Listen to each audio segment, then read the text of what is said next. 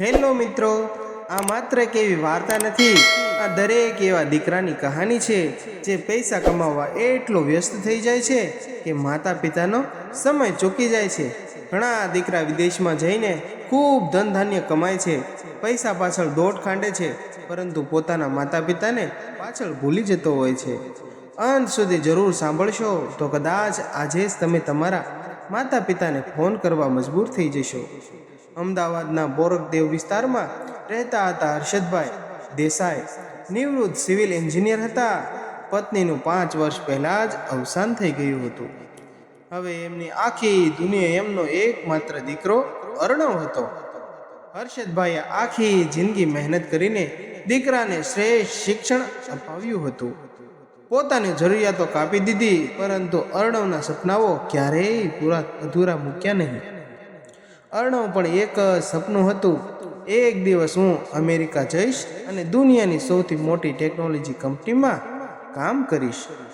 દિવસ રાતની મહેનત પછી એ સપનું સાકાર થયું.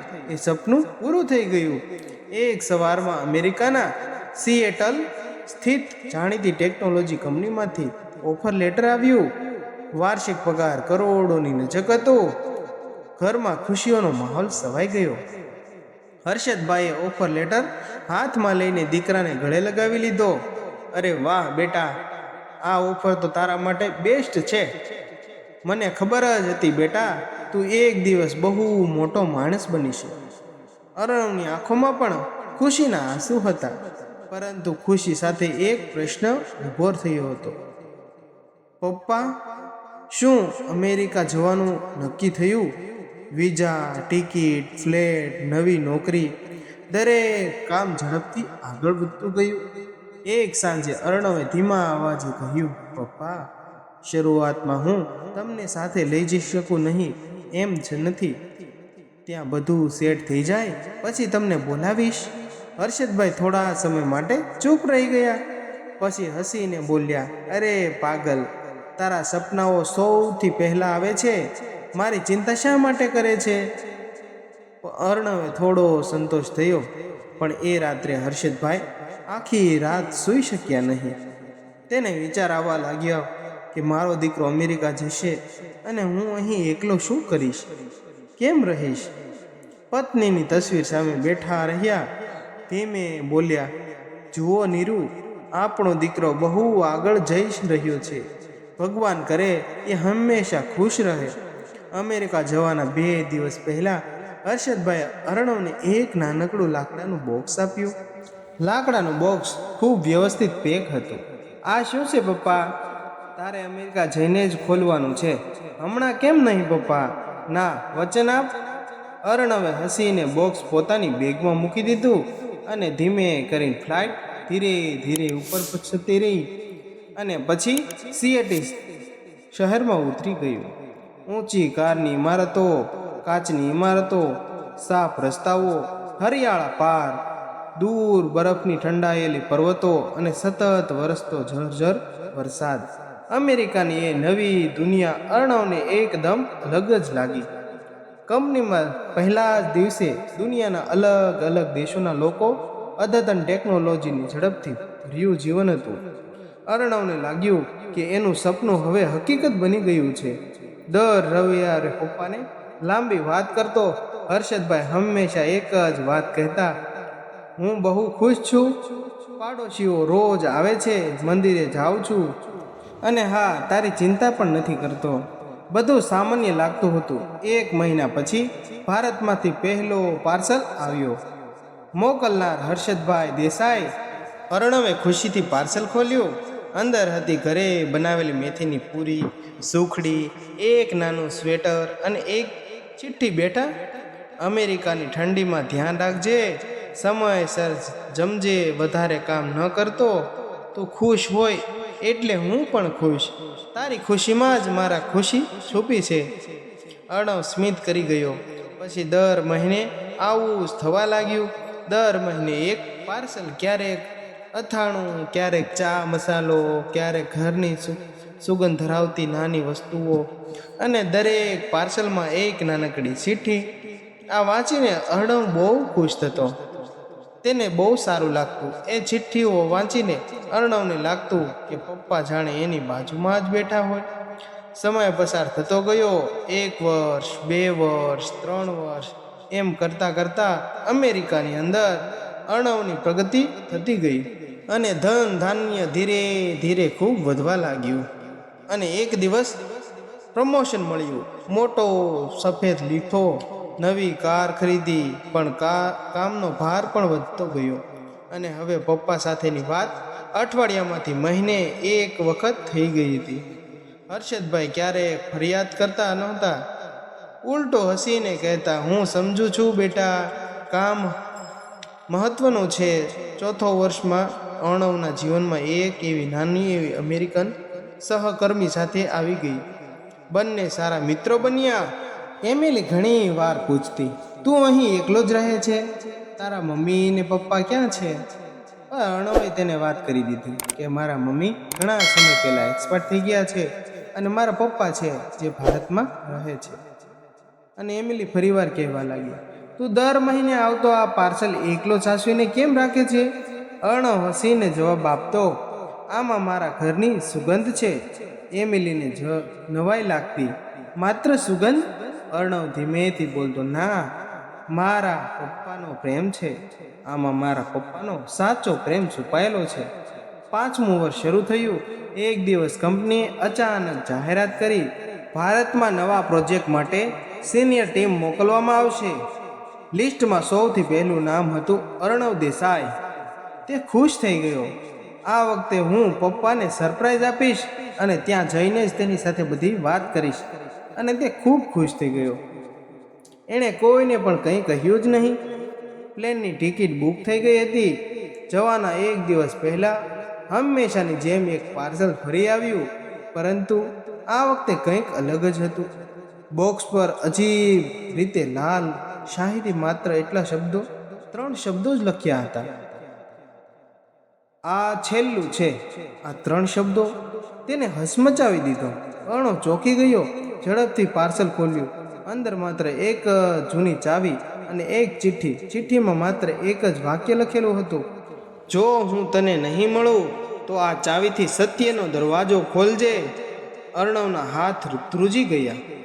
શું થઈ રહ્યું છે તેને કંઈ સમજાતું નહોતું. આનો અર્થ શું? તેણે તરત પપ્પાને ફોન કર્યો. ફોન વાગતો ગયો, પરંતુ કોઈએ ઉપાડ્યો જ નહીં. 5 મિનિટ પછી ફરી ફોન કર્યો, પરંતુ આ વખતે તો ફોન સ્વિચ ઓફ હતો. આ જોઈને અર્ણવ સાવ સ્તબ્ધ થઈ ગયો. અર્ણવના મનમાં પહેલી વાર એક અજાણ્યો ભય જન્મ્યો. સામાન્ય રીતે પપ્પા ક્યારેય ફોન બંધ કરતા જ નહોતા. એ આખી રાત ઊંઘી શક્યો જ નહીં. આજે દિવસે ફ્લાઇટ બેઠો ત્યાર પણ તેમની નજર વારંવાર જૂની ચાવી પર જ અટકી રહી હતી. એને ખબર નહોતી કે ભારત પહોંચ્યા પછી જે સત્ય તેની રાહ જોઈ રહ્યું છે તેને હચમચાવી નાખશે. તે શું સત્ય હતું? ચાલો આપણે બધા મિત્રો જાણીએ. અને તમે જો અત્યાર સુધી બન્યા હોય તો વિડીયોને સબસ્ક્રાઈબ અને લાઈક જરૂર કરજો મિત્રો. એ માત્ર એની જિંદગી નથી, પણ છેલ્લી 5 વર્ષની દરેક પાર્સલ અર્થનો હંમેશા માટે બદલી નાખશે. અર્ણવનો વિદાય અમદાવાદ અને એરપોર્ટ પર ઉતર્યો. સામાન્ય રીતે જ્યારે પણ તે ભારત આવતો ત્યારે સૌથી પહેલાં પપ્પાને ફોન કરતો, પરંતુ આ વખતે ફોન હજુ પણ બંધ જ હતો. એના મનમાં સતત એ જ 3 શબ્દો ફરી રહ્યા હતા, આ છેલ્લું છે. અને હાથમાંથી પણ તેની જૂની પિત્તળની ચાવી. એરપોર્ટની બહાર નીકળતા જ અર્ણવે ટેક્સી લીધી અને સીધો પોતાના ઘરની તરફ નીકળી પડ્યો. રસ્તામાં બધું બદલાઈ ગયું હતું. નવી ફ્લાઇટો, નવી બિલ્ડિંગો, નવી દુકાનો, પણ અર્ણવના મનમાં એક જ ઉતાવળ હતી, પપ્પા ક્યાં છે? પપ્પા શું કરતા હશે? જૂના બંગલાની સામે ગાડી ઊભી રહી. અર્ણવ ઉતાવળમાં દરવાજા પર દોડ લગાવી, પણ દરવાજા પર મોટું તાળું લટકી રહ્યું હતું. આંગણામાં સુકાયેલા પાન ઉડી રહ્યા હતા, જાણે મહિનાઓથી અહીં કોઈ આવ્યું જ ન હોય. અર્ણવના હૃદયની ધડકન વધી ગઈ. તેણે પાડોશીના ઘરને બેલ લગાવ્યો. દરવાજો ખોલનાર હતા વૃદ્ધ મહેન્દ્ર કાકા. તેઓ અર્ણવને જોઈને આશ્ચર્યચકિત થઈ ગયા. અરે અર્ણવ, તું આવી ગયો બેટા? હા કાકા, પપ્પા ક્યાં છે? મહેન્દ્ર કાકાના ચહેરા પર અચાનક ગંભીરતા છવાઈ ગઈ. બેટા, તને ખબર નથી? શેની? કાકા, મને તમે જલ્દી કહો, તમે સસ્પેન્સ ના રાખો. હર્ષદભાઈ તો લગભગ 4 મહિના પહેલા જ આ ઘર વેચીને ક્યાંક ચાલ્યા ગયા. અરણુને લાગ્યું જાણે કોઈએ જમીન ખેંચી લીધી હોય. શું, ઘર વેચી દીધું? હા, પણ મને તો કોઈ કહ્યું તો નહીં. મહેન્દ્ર કાકાએ ઊંડો શ્વાસ લીધો. એમણે કહ્યું હતું કે તને ક્યારેય કશું કહેવાનું નહીં. અર્ણવ સીધો નજીકની બેંકમાં ગયો. ઘર વેચાણના દસ્તાવેજોની માહિતી મેળવવાનો પ્રયત્ન કર્યો, પરંતુ ત્યાંથી પણ ખાસ કંઈ મળ્યું જ નહીં. માત્ર એટલું જાણવા મળ્યું કે ઘર વેચાણની આખી રકમ એક અલગ ખાતામાં ટ્રાન્સફર કરી હતી. એ ખાતું પણ થોડા મહિનાઓમાં બંધ થઈ ગયું હતું. હવે અર્ણવ સંપૂર્ણ ચૂપ થઈ ગયો, ગૂંચવાઈ ગયો કે શું થઈ ગયું હશે, પપ્પા ક્યાં હશે, અને આ બધું મારી સાથે શું થઈ રહ્યું છે. તેને કશું સમજાતું નહોતું. જો પપ્પાએ ઘર વેચી દીધું તો પછી દર મહિને અમેરિકા પાર્સલ કોણ મોકલતું હતું? એક પ્રશ્ન આ પણ હતો. અને કેમ? અચાનક એને યાદ આવી જૂની ચાવી. ચિઠ્ઠીમાં લખ્યું હતું, સત્યનો દરવાજો ખોલજે. એણે ચાવી હાથમાં લીધી, પણ એ કયા દરવાજાની હતી? એ જ સમયે અર્ણવના ફોન પર અજાણ્યા નંબર પરથી કોલ આવ્યો. હેલો, શું તો અર્ણવ દેસાઈ બોલે છે? હા, હું એડવોકેટ નિલેશ વ્યાસ બોલું છું. તમારા પિતાજીએ મને સૂચના આપી હતી કે તને ભારત આવો એટલે તરત જ મળું. અર્ણવ ચોંકી ગયો. પપ્પા ક્યાં છે? મને ખબર નથી. શું? પરંતુ એણે તમારી માટે એક વસ્તુ રાખી છે. અડધા કલાક પછી અર્ણવ એડવોકેટની ઓફિસમાં બેઠો હતો. નિલેશભાઈએ એક જૂની ફાઇલ ટેબલ પર મૂકી. આ તમારા પિતાએ 5 વર્ષ પહેલાં મારી પાસે જમા કરાવી હતી. અંદર હતી એક ડાયરી, એક સરનામું અને એક બંધ કવર. કવરની અંદર શું હતું એ તો કોઈને ખબર નહોતી, પરંતુ કવર પર લખેલું હતું, આ ફક્ત ત્યારે જ ખોલજે જ્યારે તું સાચે મને શોધવા નીકળે. અર્ણવે કવર ખોલવા જ હાથ આગળ વધાર્યો, પણ નિલેશભાઈએ રોક્યો. ના. શા માટે? તમારા પિતાજી શરત હતી, પહેલાં આ સરનામે જજો, પછી જ કવર ખોલવું. અર્ણવે સરનામું જોયું. અમદાવાદથી લગભગ 40 કિલોમીટર દૂર હતું એક નાનકડું ગામ, રામપુરા. તે રામપુરાની અંદર જઈને તેને આ કવર ખોલવાનું હતું. એને યાદ આવ્યું, બાળપણમાં પપ્પા એને એકવાર ત્યાં લઈ ગયા હતા, પરંતુ ત્યાર પછી ક્યારેય નહીં. સાંજ પડતા જ અર્ણવ પોતાના કાર લઈને રામપુર તરફ નીકળી પડ્યો. શહેરની ભીડ પાછળ રહી ગઈ. લીલા ખેતરો શરૂ થયા. વરસાદી પછીની ભીડની માટીની સુગંધ આવી રહી હતી. નાના રસ્તા, પંખીઓનો અવાજ, અને અચાનક એક જૂનું લોખંડનું ગેટ દેખાયું. આ ગેટ ખૂબ જૂનો હોય તેવું લાગતું હતું, પરંતુ લોખંડના દરવાજા પર એક બોર્ડ લખેલું હતું, સ્નેહ આશ્રમ. અર્ણવ અંદર ગયો. આ વૃદ્ધાશ્રમ નહોતો. અહીં અનાથ બાળકો, નિરાધાર વૃદ્ધો અને કેટલીક વિધવા મહિલાઓનો સાથે રહેતી હતી. સૌના ચહેરા પર અજાણી શાંતિ હતી. રિસેપ્શન પર બેઠેલા બહેનો પૂછ્યું, તમને કોણને મળવું છે? અર્ણવે ધીમેથી કહ્યું, હું હર્ષદભાઈ દેસાઈને શોધી રહ્યો છું. બહેન થોડા ક્ષણ માટે ચૂપ રહી ગયા, પછી બોલી, તમે અર્ણવ છો? હા, હું જ અર્ણવ છું. હું મારા પપ્પાને શોધવા આવ્યો છું. એમણે તરત જ અંદરથી એક વૃદ્ધ સંચાલકને બોલાવ્યા. તેમનું નામ હતું ગોવિંદભાઈ.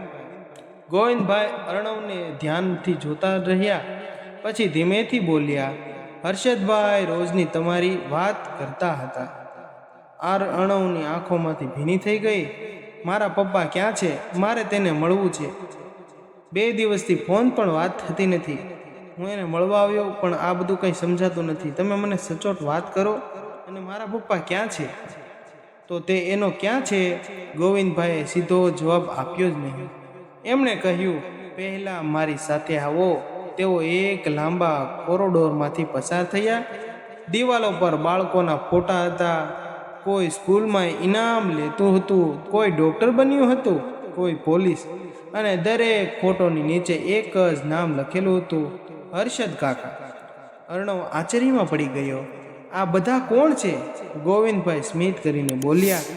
આ બધા બાળકોને ભણાવનારા માણસ તમારા પિતા હતા. અર્ણવના પગ પર અટકી ગયા. શું? હા, ઘર વેચીને મળેલા મોટા ભાગના પૈસાથી તેમણે આ આશ્રમને બચાવ્યો હતો. નહીં તો 5 વર્ષ પહેલા આ જગ્યા બંધ થઈ જવાની હતી. અર્ણવની આંખો ફાટી ગઈ. તેમણે મને ક્યારેય કહ્યું કેમ નહીં? ગોવિંદભાઈની અવાજ ધીમો થઈ ગયો. તેણે કહ્યું, કારણ કે તેઓ ઈચ્છતા નહોતા કે તું તારા સપનાઓ છોડીને પાછો આવી જા. એ જ સમયે આશ્રમની અંદરથી 10 વર્ષનો એક નાનો છોકરો દોડતો આવ્યો. એના હાથમાં એક જૂનું ફોટોગ્રાફર હતું. દાદા, આ ભાઈ એ જ છે ને? કયા ભાઈ? શેની વાત કરે છે? અર્ણવ સાવ ચૂપ થઈ ગયો. ગોવિંદભાઈએ ફોટો જોયો. એ ફોટામાં નાનકડો અર્ણવ પોતાના પિતાના ખભા પર બેઠેલો હતો અને પાછળ એ જ આશ્રમ દેખાતો હતો. અર્ણવના શરીરમાં કંપારી ફરી ગઈ. એણે ક્યારેય આ ફોટો જોયો જ નહોતો. છોકરાએ નિર્દોષ અવાજમાં પૂછ્યું, હર્ષદ દાદા તો કહેતા હતા કે મારો દીકરો એક દિવસ જરૂર આવશે. મિત્રો, તમે વાર્તા અહીં સુધી જો સાંભળી હોય તો મારી ચેનલને લાઈક કરો, શેર કરો અને સબસ્ક્રાઈબ કરો. મિત્રો, આપણે આવી વાર્તાઓ ઘણી જ બનાવીએ છીએ અને તમને જો કોઈ નવી વાર્તા સાંભળવી તો કોમેન્ટમાં જરૂર લખી શકો. ચાલો હવે આપણે વાર્તા આગળ વધીએ. એ તમે જ છો ને? અર્ણવનો હોઠ સુકાઈ ગયા. એ બોલતા જતો હતો. ત્યારે ગોવિંદભાઈએ ધીમેથી કહ્યું, બેટા, હવે સમય આવી ગયો છે. તું એક કવર ખોલી શકે છે. અર્ણવે ધ્રુજતા હાથે કવર બહાર કાઢ્યું. અંદર માત્ર એક જ પત્ર હતો અને પત્રની છેલ્લી લાઈન વાંચતા જ અર્ણવના ચહેરાનો રંગ ઉડી ગયો. કારણ કે તેમાં લખેલું હતું, જ્યારે તું આ વાંચી રહ્યો હશે ત્યારે હું કદાચ આ દુનિયામાં નહીં હોઉં, પરંતુ મારું સૌથી મોટું રહસ્ય હજી તને ખબર નથી. અર્ણવના હાથમાંથી પત્ર નીચે સરકી ગયો. તેને ખબર જ નહોતી કે તેના પિતાજી એક્સપાયર્ડ થઈ ગયા છે અને એની નજર સામે આખી દુનિયા ધૂંધળી થવા લાગી. અર્ણવના હાથમાંથી પત્ર નીચે પડ્યો. થોડા ક્ષણ સુધી આખી દુનિયા જાણે શાંત થઈ ગઈ હોય અને તેની આંખોમાંથી દળ દળ આંસુ વહેવા લાગ્યા. કમતા હાથે તેણે ફરી પત્ર ઉઠાવ્યો અને આગળ વાંચવાનું શરૂ કર્યું. પ્રિય અર્ણવ, જો તું આ પત્ર વાંચી રહ્યો છે તો સમજજે કે ભગવાને મારી છેલ્લી ઈચ્છા પૂરી કરી. હું આખી જિંદગી તારા પર ગર્વ કરતો રહ્યો છું, પરંતુ એક સત્ય એવું છે જે મેં ક્યારેય કહ્યું જ નથી. કારણ કે હું નહોતો ઈચ્છતો કે તું સપનાઓ છોડીને મારી પાસે પાછો આવી જા. જે દિવસે તું અમેરિકા ગયો એના માત્ર 3 દિવસ પહેલાં ડૉક્ટરે મને કહ્યું હતું કે મને બ્લડ કેન્સર છે. સારવાર શક્ય જ નથી, પરંતુ લાંબી અને ખૂબ ખર્ચાળ. હું જાણતો હતો કે જો તને આ ખબર પડશે તો તું અમેરિકા નહીં જાય. એટલે મેં નક્કી કર્યું કે હું મારી બીમારી મારી સાથે જ રાખીશ. અર્ણવના આંસુ રોકાતા નહોતા. તેને સમજાયું, તેમના પપ્પા માત્ર એકલા નહોતા રહ્યા, તેઓ મરણ સાથે લડતા રહ્યા હતા. તે આ જાણીને ખૂબ દુઃખી થયો અને દીકરાને ક્યારેય ખબર પડવા પણ દીધી નહોતી. ગોવિંદભાઈ ધીમેથી બોલ્યા, બેટા, હર્ષદભાઈ અહીં આવ્યા ત્યારે તેમની પાસે માત્ર 2 બેગ હતી. એકમાં કપડાં હતા અને બીજીમાં પુસ્તકો. તેઓ દરરોજ સવારે બાળકોને ભણાવતા અને બપોરે વૃદ્ધોને વાંચીને પુસ્તકો સંભળાવતા. સાંજે હોસ્પિટલમાં સારવાર માટે પણ જતા, પણ અહીં કોઈને પણ ક્યારેય પોતાની પીડા બતાવી જ નહોતી. તેને એટલું દુઃખ હતું તે ત્યારે કોઈને કહ્યું જ નહીં. અર્ણવની આંખોમાં સામે છેલ્લા 5 વર્ષ જીવન થઈ ગયા. દર મહિને આવતો પાર્સલ, દરેક ચિઠ્ઠી, દરેક શબ્દ અને આશીર્વાદ. અને પોતે, તે તો ફક્ત નોકરી, પગાર, પ્રમોશન અને સફળતામાં જ વ્યસ્ત રહ્યો. તેમને પિતાજીની તેને ક્યારેય યાદ જ ના આવી. તેને આ બધું જોઈને ખૂબ દુઃખ થયું. અંતરમાંથી આંતરડી દુભાવા લાગી.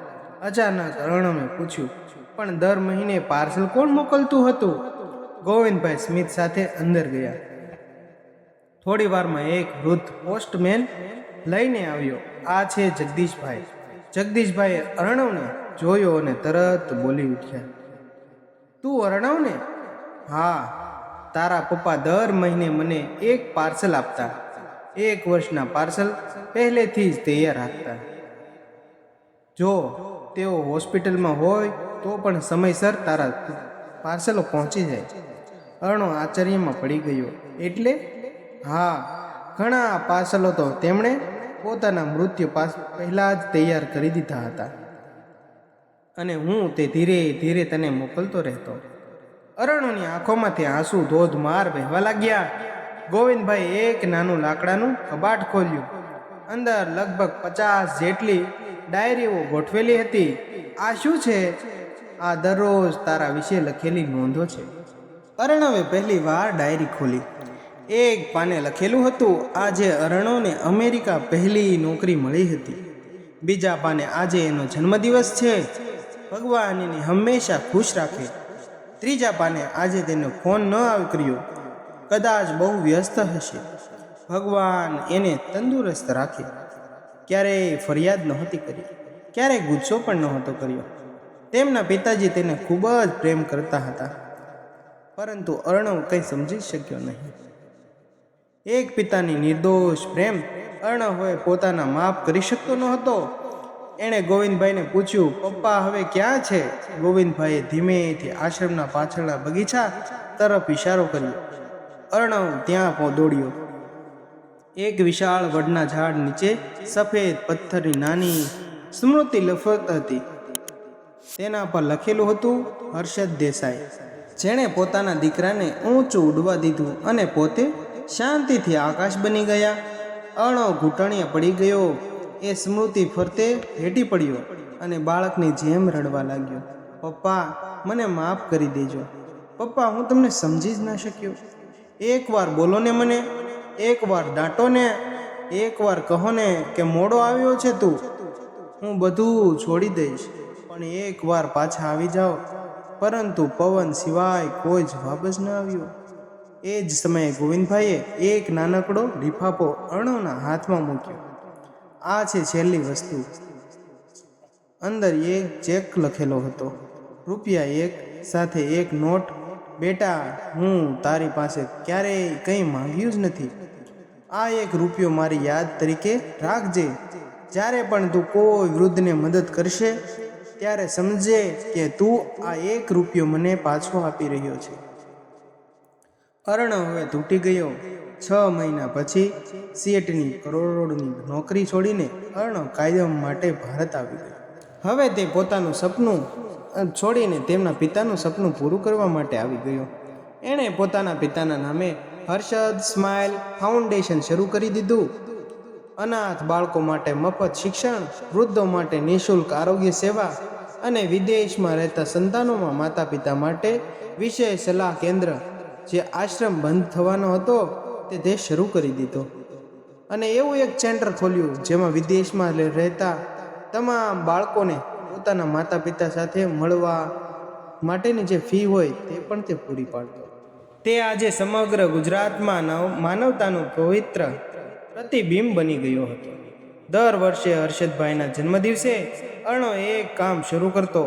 પોસ્ટ ઓફિસમાં જઈને પોતાના નામે એક ખાલી પાર્સલ બુક કરાવતો. પોસ્ટ માસ્ટર હસીને પૂછતા, અંદર કંઈ નથી? અર્ણવ હસતો અને આંખો ભીની થઈ ગઈ હતી. મારા પપ્પાએ યાદો છે. અંતિમ સંદેશ. મિત્રો, માતા પિતા ક્યારેય પોતાના સંતાનોને રોકતા નથી. એને હંમેશા ઈચ્છે છે કે તેમના સંતાનો દુનિયાની સૌથી ઊંચી ઉડાન ભરે, પરંતુ ઊંચી ઉડાન ભરતી વખતે એ હાથ ક્યારેય ભૂલી ન જતા જેણે તમને ચાલતા શીખવ્યા હોય, પૈસા આપ્યા, તમારી સાથે બેઠા, તમારે દરેક કાર્યમાં તમારી સાથે રહ્યા. બંગલો, કાર અને વિદેશની સફળતા, આ બધું ફરી મળી શકે છે, પરંતુ એક દિવસ માતા પિતાનો ફોન હંમેશા માટે બંધ થઈ જશે. ફોન બંધ થઈ જશે. જો એ જતા રહેશે તો એ પાછા ક્યારેય નહીં આવે. દુનિયાની કોઈ સંપત્તિ તમને ફરી એકવાર, બેટા જમ્યો કે નહીં, એ સાંભળનાર શક્તિ નથી. જો આ વાર્તાને તમારા હૃદયને સ્પર્શી કર્યો હોય તો આજે જ તમારા માતા પિતાને ફોન કરો અથવા તો તેમની બાજુમાં જઈને 2 મિનિટ બેસી જાઓ અને તેને પ્રેમથી કહો, મમ્મી, હું તમારી સાથે ખૂબ ખુશ છું. પપ્પા, તમે મારી જિંદગીમાં છો એટલા માટે હું ખૂબ ખુશ છું. કારણ કે તેમની તમારી કમાણી કરતાં તમારો સમય વધુ કિંમતી હોય છે. તેની સાથે 2 મિનિટ વાત કરશો તો પણ તેની સાથી ગજગજ ભૂલી જશે. મિત્રો, તમને મારા આવા વિડીયો જોવા પસંદ હોય તો મારી ચેનલને લાઈક કરો, સબસ્ક્રાઈબ કરો અને આવા વિડીયા જોવા માટે મારી ચેનલને સબસ્ક્રાઈબ કરી અને તમારા મિત્રો સુધી પણ આ પહોંચાડો, જેથી એ પણ આ વિડીયા જોઈ શકે. મિત્રો, અને તમારા વિડીયો જોવા બદલ તમારો ખૂબ ખૂબ આભાર. Thank you.